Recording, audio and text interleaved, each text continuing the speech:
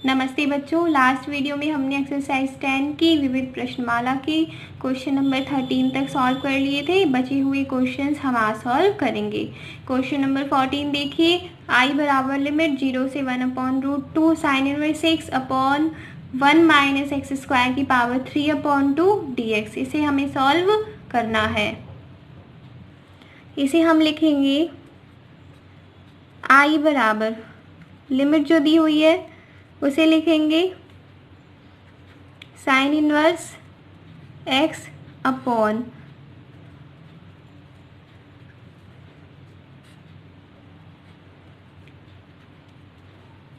1 minus x square की power 3/2 को इस रूप में लिख सकते हैं हम अलग अलग करके, क्योंकि हम जानते हैं कि जब हम इसकी घात 1/2 और इसकी घात 1 को जोड़ेंगे तो वापस से कितना आ जाएगा 3/2।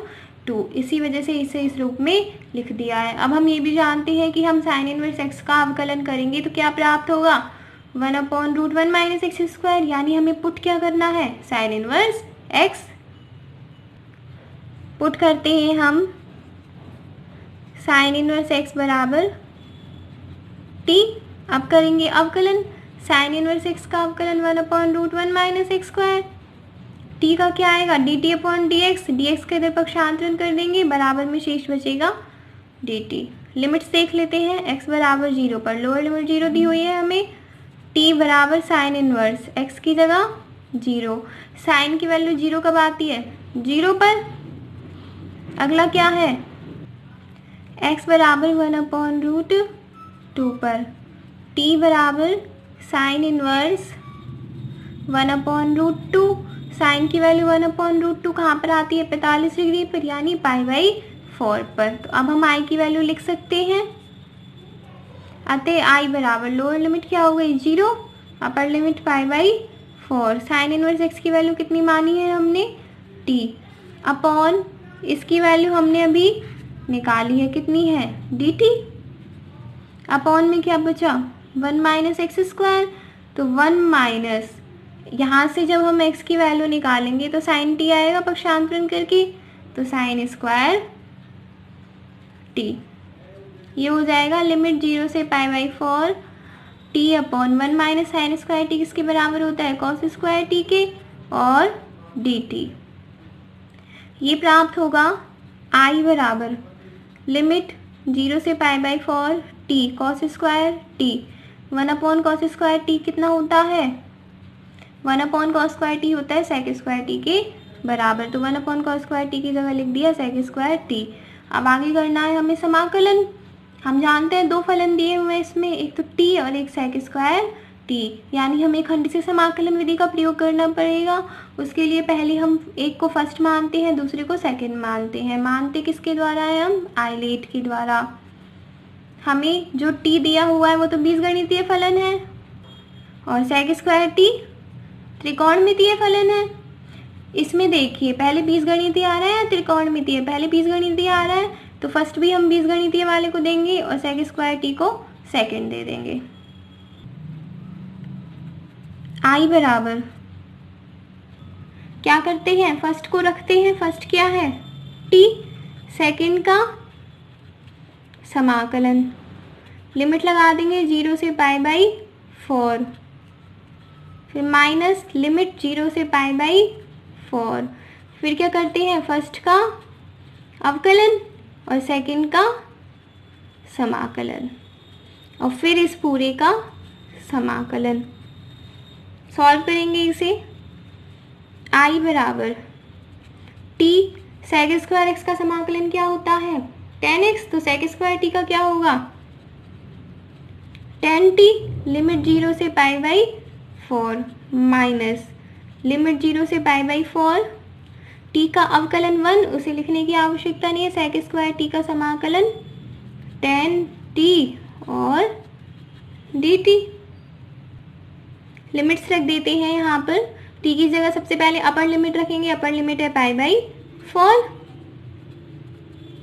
10, t की जगह π/4, लोअर लिमिट रखेंगे तो t की जगह 0 रखेंगे, पूरा ही शून्य हो जाएगा, tan t का समाकलन मैंने आपको लिखाया हुआ है, होता है log sec t। जब मैंने आपको समाकलन के सूत्र पढ़ाए थे वहाँ पर लिखाया था tan x का समाकलन होता है log sec x, तो tan t का कितना होगा log sec t।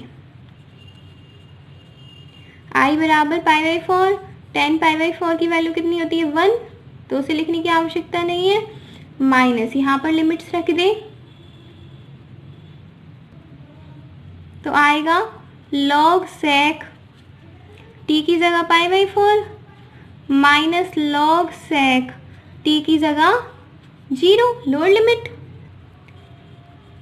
यहाँ से आएगा I बराबर π/4 माइनस log sec π/4 की वैल्यू √2, sec 1 की वैल्यू 1, तो log 1 0 हो जाएगा, उसे हम लिख नहीं रहे हैं, तो π/4 माइनस 1/2 log 2। क्या किया है मैंने, 2 की घात 1/2 थी, उसे आगे ले आए हम चाहें तो यहाँ भी छोड़ सकते हैं और आगे सॉल्व करना चाहें तो π/4 प्लस 1/2 log 1/2 इस रूप में भी लिख सकते हैं।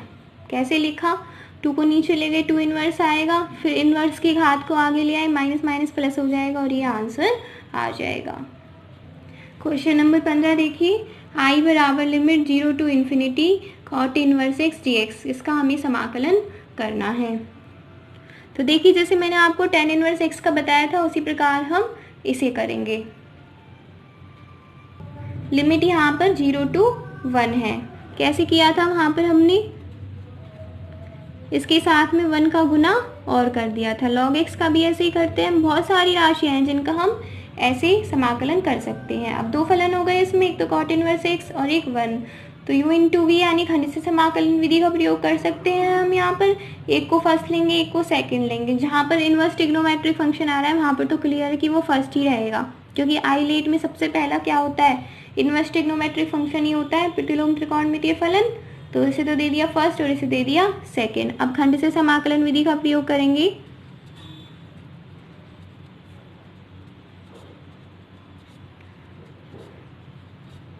खंड से समाकलन विधि से ध्यान रखिएगा, सूत्र जरूर लिख के आइएगा आप। मैंने क्योंकि बहुत बार लिख दिया इस वजह से मैं नहीं लिख रही हूँ।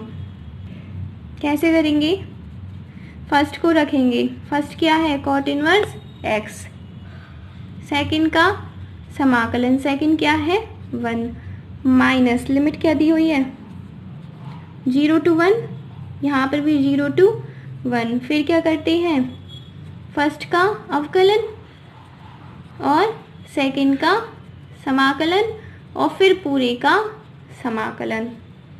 यहाँ से प्राप्त होगा I बराबर cot इनवर्स x, 1 का समाकलन x होता है, लिमिट क्या है 0 से 1, माइनस इंटीग्रेशन 0 से 1 cot इनवर्स x का अवकलन क्या होता है -1/1 प्लस एक्स स्क्वायर, और 1 का समाकलन x साथ में dx। बिल्कुल वैसे ही होगा जैसे tan इनवर्स x का किया था हमने। अब हम लिमिट रख देंगे, सबसे पहले अपर लिमिट रखेंगे, x की जगह 1 रखेंगे तो क्या आएगा 1, उसे हम लिख नहीं रहे, cot इनवर्स x की जगह 1 तो cot inverse 1, minus lower limit रखेंगे तो 0 आएगा, x की जगह 0 रखेंगे तो माइनस, ये वाला माइनस बाहर आके माइनस माइनस प्लस, क्या बचेगा समाकलन में 0 to 1 x dx upon 1 plus x square. फिर जैसे हमने tan में किया था, पुट किया था हमने यहाँ पर, तो पुट कर देंगे 1 प्लस एक्स स्क्वायर बराबर t। अवकलन करेंगे 1 का 0, एक्स स्क्वायर का 2x dx बराबर dt। लिमिट चेंज करेंगे x बराबर 0 पर, t बराबर, जब यहाँ x की जगह 0 रख देंगे तो 1 प्लस 0 1 आ जाएगा, और x बराबर 1 पर t बराबर 1 प्लस 1 2 हो जाएगा। अब देखिए cot इनवर्स 1, तो हम ये देखेंगे कि cot की वैल्यू 1 कहाँ पर होती है π/4 पर। 0 को तो लिखने की आवश्यकता ही नहीं है, लिमिट क्या है अब 1 से 2, x dx की वैल्यू क्या आएगी dt/2, 1/2 को बाहर लिख रही हूँ, और 1 प्लस एक्स स्क्वायर की वैल्यू t, आई बराबर पाई बाई 4 प्लस 1/2 1/t। इसका समाकलन क्या होता है? log t। और लिमिट क्या है? 1 से 2। अब बस लिमिट्स और रखनी है हमें। आई बराबर पाई बाई 4 प्लस 1/2 लॉग, सबसे पहले अपर लिमिट यानी t की जगह 2 माइनस लॉग लोअर लिमिट 1। यहाँ से प्राप्त होगा आई बराबर पाई बाई 4 प्लस 1/2 लॉग 2। यही आंसर है। लॉग 1 की वैल्यू तो 0 आ जाएगी, तो क्या बचेगा? 1/2 लॉग 2। नेक्स्ट देखिए क्वेश्चन नंबर 16। आई बराबर लिमिट 0 से pi dx upon 1 minus 2a cos x plus a square, जहाँ पर जो a है वो 1 से बड़ा है। आई बराबर लिमिट 0 से pi dx upon 1 plus a square को तो हमने लिखा एक साथ, और माइनस 2a cos x को लिख दिया अलग। यहाँ से आएगा आई बराबर लिमिट 0 से pi dx upon 1 plus a square. यदि हम इसके साथ 1 का गुना कर दें तो कोई फ़र्क पड़ेगा? नहीं पड़ेगा। 1 की वैल्यू क्या होती है? cos square x plus sign square x. यदि हम cos स्क्वायर एक्स बाई 2 लिख दें और प्लस में साइन स्क्वायर एक्स बाई 2 लिख दें तो कोई फ़र्क पड़ेगा? नहीं, क्योंकि थीटा की वैल्यू सेम होनी चाहिए दोनों में, अब चाहे वो कितनी ही हो। माइनस 2a cos x का फॉर्मूला भी हमने पढ़ा हुआ है, क्या होता है? cos square x upon 2 minus sign square x upon 2।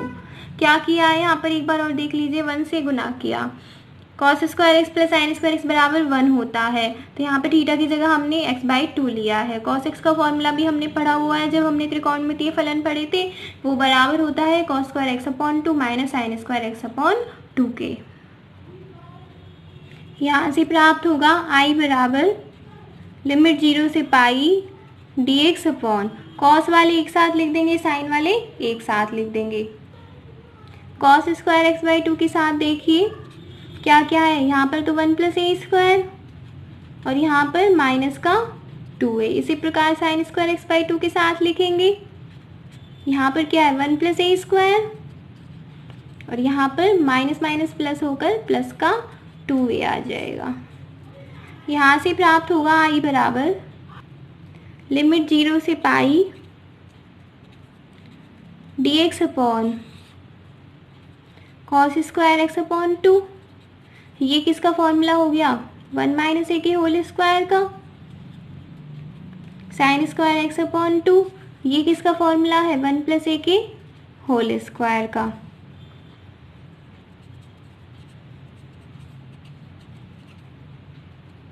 अब मैंने आपको बताया इस रूप में आता है तो हम क्या करते हैं, पूरी समीकरण में cos की मैक्सिमम घात का भाग दे देते हैं। cos की मैक्सिमम घात कितनी है? 2, तो cos स्क्वायर एक्स अपॉन 2 का अंश में भी भाग दे देंगे और हर में भी भाग दे देंगे। जब अंश में भाग देंगे तो 1 upon cos square x by 2 किसके बराबर आएगा? sec स्क्वायर एक्स अपॉन 2 के। यहाँ पर cos स्क्वायर एक्स बाई 2 में cos स्क्वायर एक्स बाई 2 का भाग देंगे, 1 आएगा, क्या शेष बचेगा? 1 माइनस ए का होल स्क्वायर। और जब साइन स्क्वायर एक्स बाई 2 में cos स्क्वायर एक्स बाई 2 का भाग देंगे तो tan square x by 2, 1 plus a square. अब हमने फॉर्मूला पढ़ा हुआ है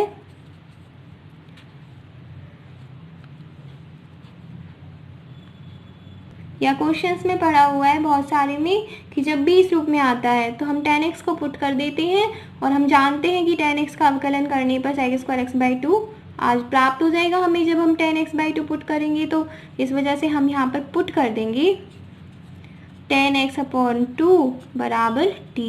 tan x का अवकलन क्या होता है? sec x, तो tan x बाई 2 का क्या होगा? sec square x by 2। tan x का अवकलन होता है sec स्क्वायर एक्स, तो tan x बाई 2 का क्या होगा? sec square x by 2।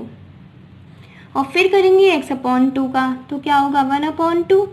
इस तरफ करेंगे dt अपॉन dx आएगा, dx का पक्षांतरण कर देंगे, इस तरफ क्या शेष बचेगा? dt। फिर लिमिट चेंज कर देंगे x बराबर 0 पर, t बराबर 0 रखेंगे तो tan 0 आएगा, और tan 0 की वैल्यू 0।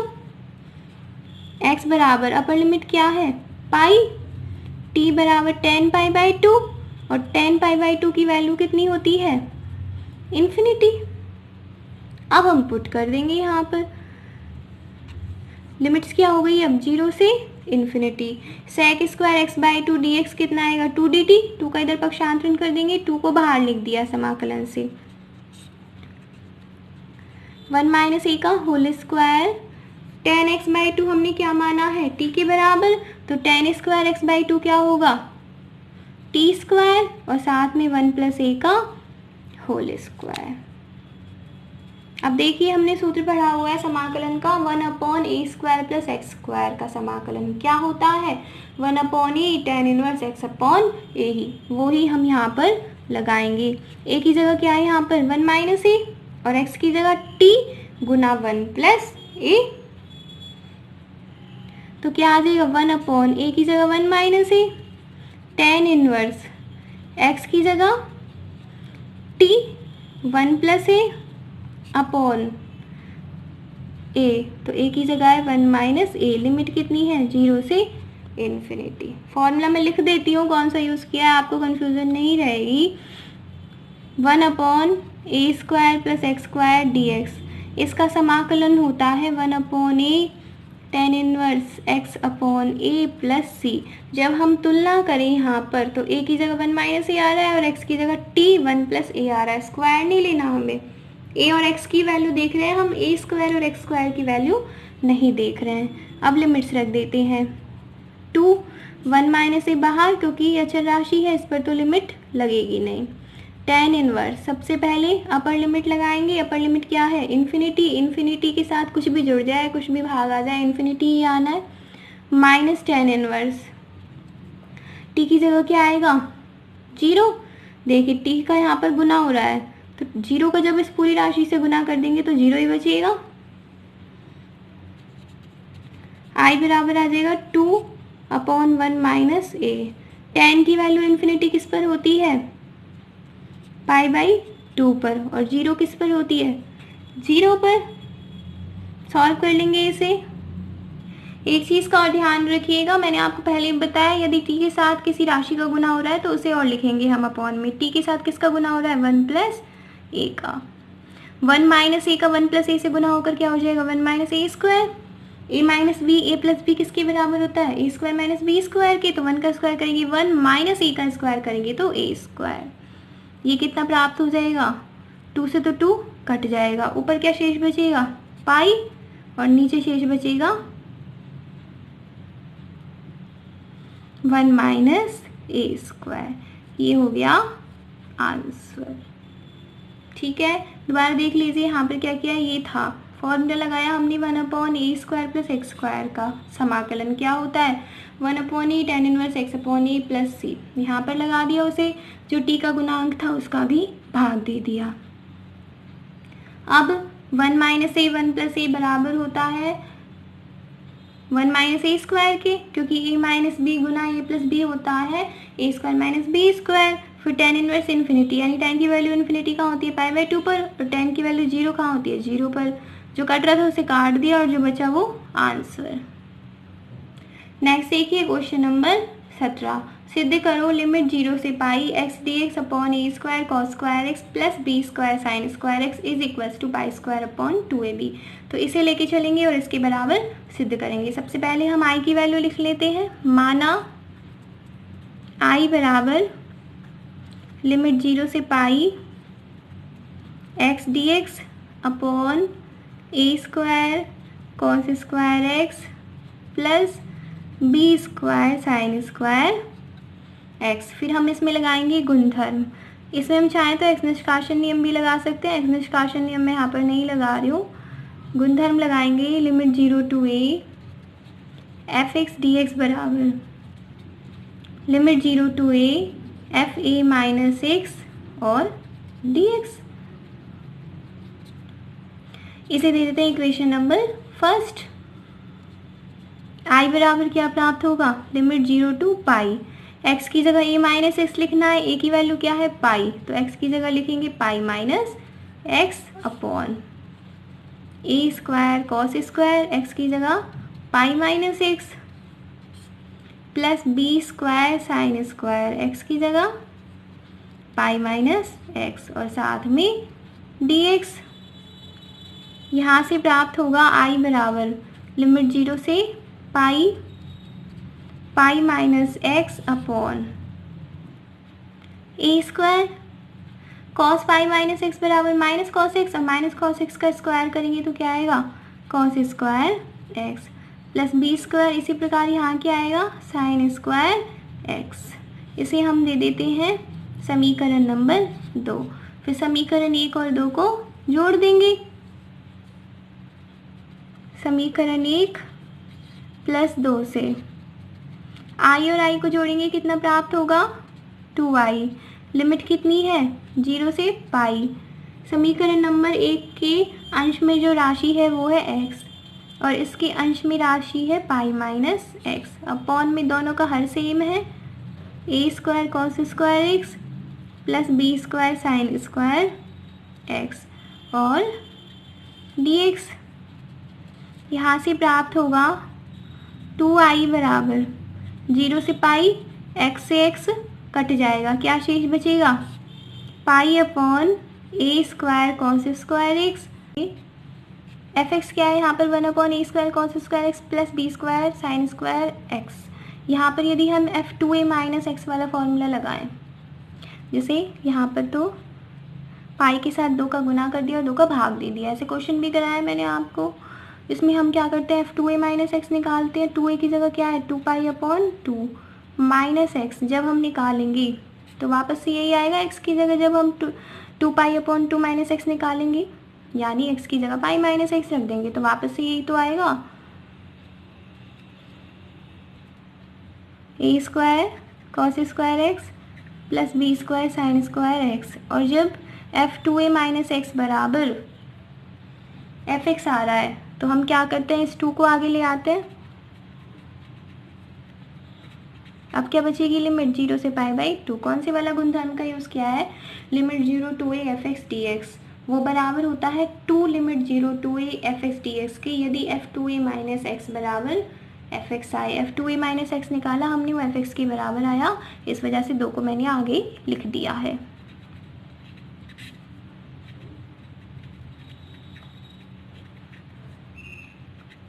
फिर 2 से 2 कट जाएगा, क्या शेष बचेगा आई बराबर पाई 0 से pi by 2 d x upon a square cos square x plus b square sine square x. तो जैसे हमने लास्ट क्वेश्चन में किया, पूरी समीकरण में कॉस स्क्वायर एक्स का भाग दे देंगे।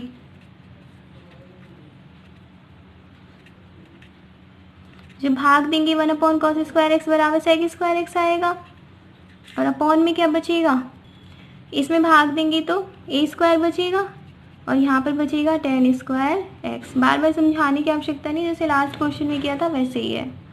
फिर क्या करेंगे पुट कर देंगे किसको टेन एक्स को किसके बराबर टी के बराबर। समाकलन अवकलन करेंगे, टेन एक्स का क्या होगा sec square x d x बराबर डी टी।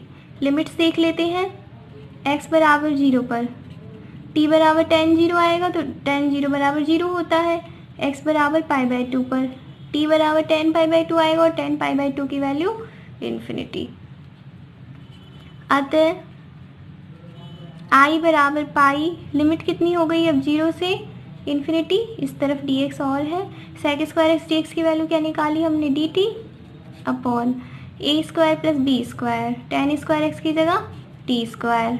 अब हमारे पास फॉर्मूला है 1 upon a square plus x square का समाकलन क्या होता है 1 अपॉन ए की जगह ए ही है, टेन इनवर्स एक्स अपॉन ए, एक्स की जगह बी टी है और ए की जगह ए है और जो टी का गुणांक होता है उसका भाग दे देते हैं, टी का गुणांक क्या है बी है। अब बस लिमिट्स रखनी है, लिमिट्स रखेंगे तो प्राप्त होगा आई बराबर पाई, लिमिट यहाँ पर 0 से इन्फिनिटी है, ए बी के साथ लिमिट लगेगी नहीं, टेन इनवर्स जब इन्फिनिटी रखेंगे तो ये पूरा इन्फिनिटी माइनस, इसी प्रकार 0 रखेंगे तो टेन इनवर्स 0।